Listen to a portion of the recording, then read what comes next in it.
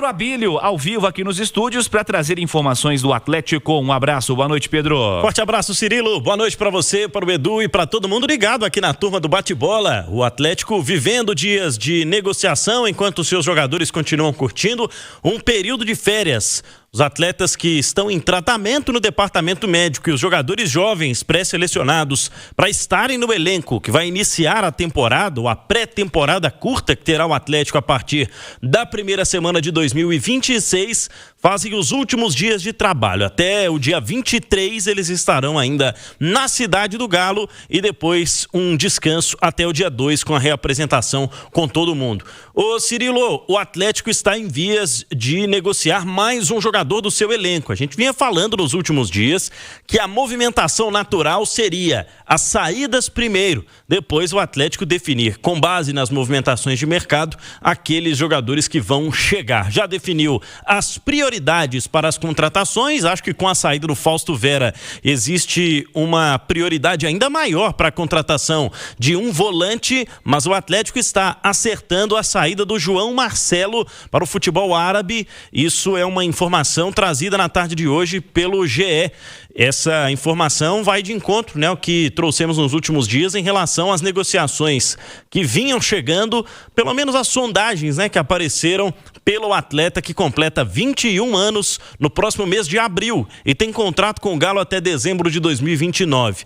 Claro que ainda resta saber, né, qual será o futuro de fato, mas o futebol dos Emirados Árabes está tentando levar o jogador a clubes de países diferentes, inclusive, né, buscando pela contratação do João Marcelo. A gente falava de um interesse do Santos que não evoluiu, mas o fato é, o João Marcelo chegou a Belo Horizonte no início deste ano, depois de ter se destacado pelo Guarani de Campinas, especialmente na Copa São Paulo de Futebol Júnior e depois no Campeonato Paulista. O jogador fez 11 participações no time profissional do Galo, não chegou a iniciar nenhuma partida como titular. Ele que marcou principalmente com o Sub-20 do Atlético, né? Esteve envolvido nessa reta final de campanha da Copa do Brasil Sub-20, onde o Galo foi semifinalista, e ele foi muito importante. Nas oitavas de final, no jogo de ida contra o Flamengo, foi dele os 2 gols da vitória por 2-0 que garantiram, né, depois com o jogo da volta empatado, a classificação do Atlético que viria, repito, a ser semifinalista desta competição. O clube ainda é tratado como indefinido, ainda é um mistério, mas está sendo negociado mais um atacante daquele grupo, viu, Cirilo, que fez nesta temporada um 2025 de 95 gols marcados, e o Atlético esteve ali entre as 5 equipes, considerando todas as competições, no futebol brasileiro, times de elite da Série A, em termos de ataques na temporada. Uma pena ter sofrido, né, tantos gols e demorado tanto para encaixar o seu sistema defensivo, mas especialmente teve muita gente do ataque passando em branco ou com números baixos. Caso de mais uma aposta aí que aparentemente não deu certo. Vamos ver se vai sair por empréstimo, porque contrato tem até dezembro de 2029 com o Galo. O ataque é uma decepção, né, Edu? O ataque em geral. Mas dá pra dizer que o João Marcelo é uma decepção ou ele não teve tempo para mostrar o contrário? Não, ele não teve tempo. Se o ataque do Atlético foi uma decepção em 2025, não tem de João Marcelo. O cara que tem uma média aí de menos de 15 minutos em campo, não tem muito o que mostrar, não tem muito o que fazer. As decepções foram outras, jogadores grandes, renomados. Não foi uma grande temporada da maioria deles. O Dudu, ele aconteceu tarde demais, e o Dudu não foi uma decepção. Quando ele esteve em campo, ele entregou. Em determinado momento da temporada, o Rony foi útil, mas depois da parada para a Copa do Mundo de Clubes, aquele imbróglio envolvendo justiça, atraso de salário, o Rony não conseguiu entregar mais.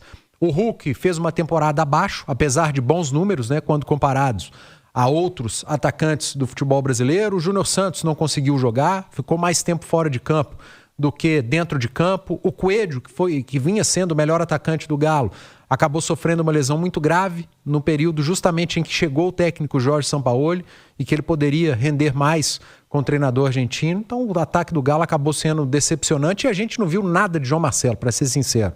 Se o futebol árabe está interessado no jovem, se o Santos está interessado no João Marcelo, esse interesse vem da Copa São Paulo e do Campeonato Paulista de 2025. Não tem nada de interesse pelo que viram do João Marcelo com a camisa do Atlético, até porque não teve muito o que ver.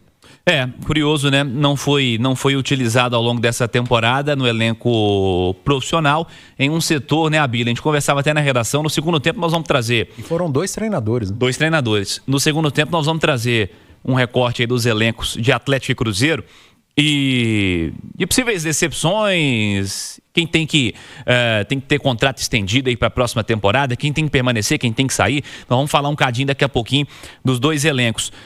Mas convenhamos, né? O ataque do Atlético, assim, menos da metade dos caras é visto com bons olhos pelo torcedor, né, Abílio? Hulk, 61 jogos com 21 gols marcados nesta temporada. Foi o jogador que disparado mais marcou pelo Atlético em 2025. Aí a gente pega o Rony, marcou 13, marcou 8 gols menos com uma partida a mais. Foram 62 para o Rony. Detalhe que o Rony joga um jogo a mais como titular do que o Hulk em 2025. Foram 50 vezes Hulk titular, 51 para o Rony. Coelho fez 6 gols e olha que ele só teve 41 jogos, é o terceiro artilheiro do Atlético na temporada. E ainda entre os atacantes, o Dudu, 4 gols em 26 partidas, marcou pelo Galo. O Atlético teve alguns defensores, né? Vitor Hugo, Lianco, cada um deles, por exemplo, marcou 4 gols nesta temporada, mas tivemos, né, números decepcionantes, como vocês citaram aí. A dificuldade do Júnior Santos em ter minutos por conta das lesões. Ele acabou participando de 28 jogos com apenas 2 gols marcados numa temporada em que até o Daverson marcou 2 gols pelo Galo. Mesmo número do Júnior Santos. É incrível, né? É incrível. O terceiro artilheiro do Galo fez 6 gols, né? Que você destacou que foi o Coelho, que ficou meses aí sem jogar. Depois do 4 gols e só embalou na reta final. Teve suspensão, né? Teve suspensão, ficou um tempão sem jogar, perdeu o ritmo, teve um monte de coisa, chegou também no decorrer da temporada. Desse ataque aí, Edu, certamente mais da metade dos caras é encarado como uma decepção, né? Você não tem dúvida. Decepcionante a temporada e por isso o torcedor pede aí saída de alguns atletas e eu entendo perfeitamente o torcedor e suplica pela chegada de um centroavante, né? Porque justamente faltou esse homem de área. Muitas vezes o Atlético dependia de um jogador com essa característica e não tinha.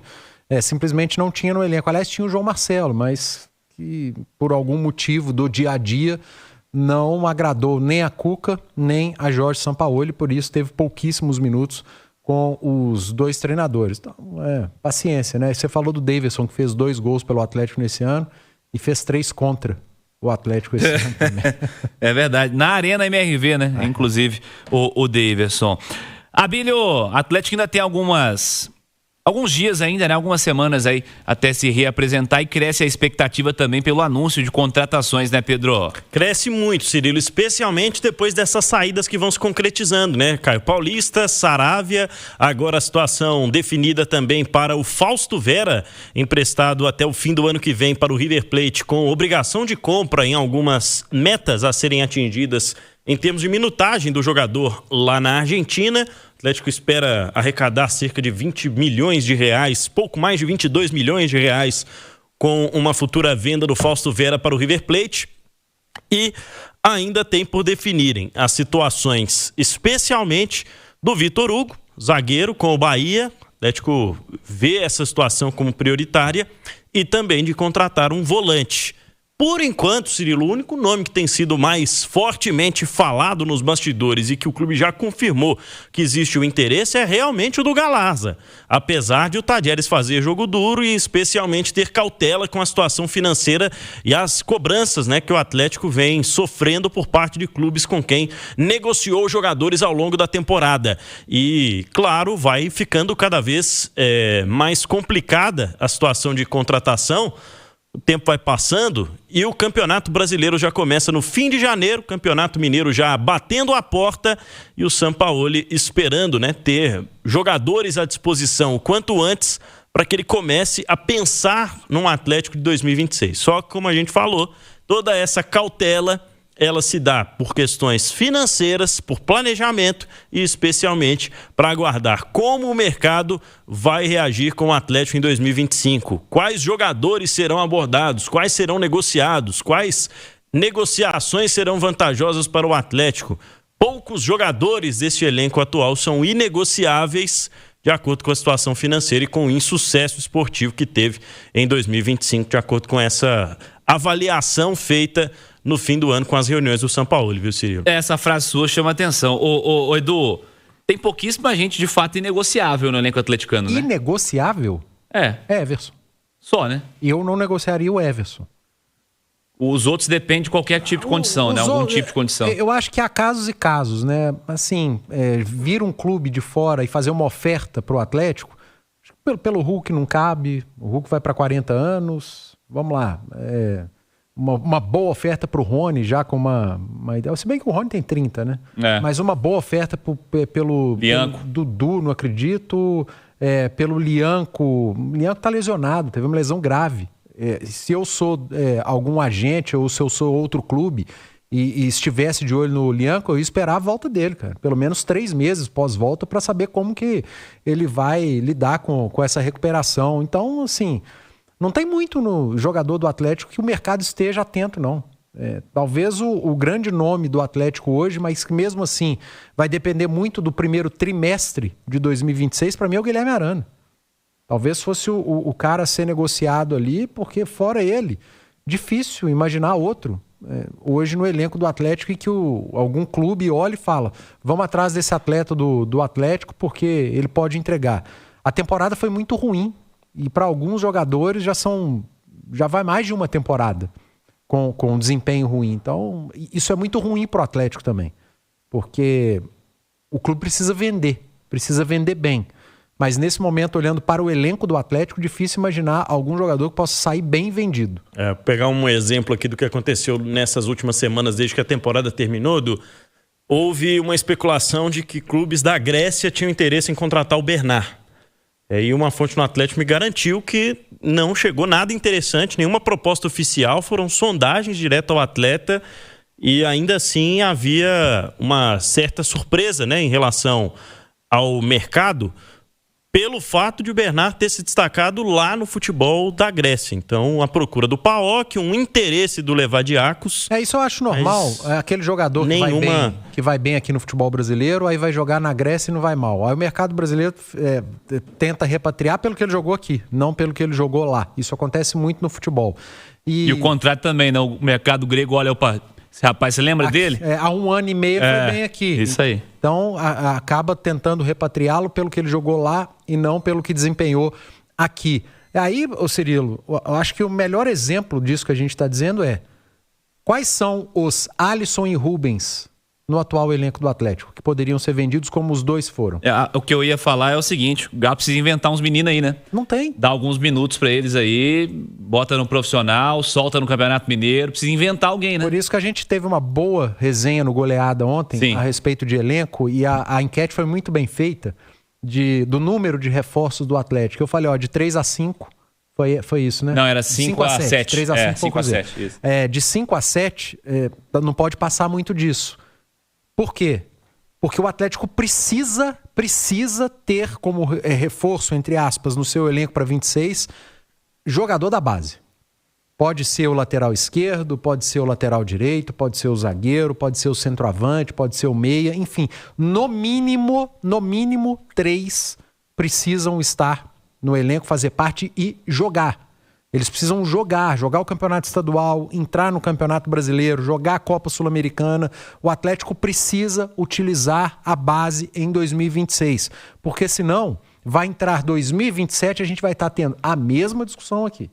É fundamental que o Atlético vá ao mercado agora, reforce o seu elenco, mas que tenha no seu planejamento que o número de reforços necessita ter ao menos 30% de jogador da base. Se o Atlético vai trazer 10 reforços, 3 desses tem que ser da base. Tem que ser 3 garotos desses 9 que o Sampaoli citou que vão fazer parte do terceiro time. Não tem mais tempo, não existe mais a menor possibilidade de o Atlético jogar uma temporada inteira e não formar ou revelar nenhum jogador formado na sua base.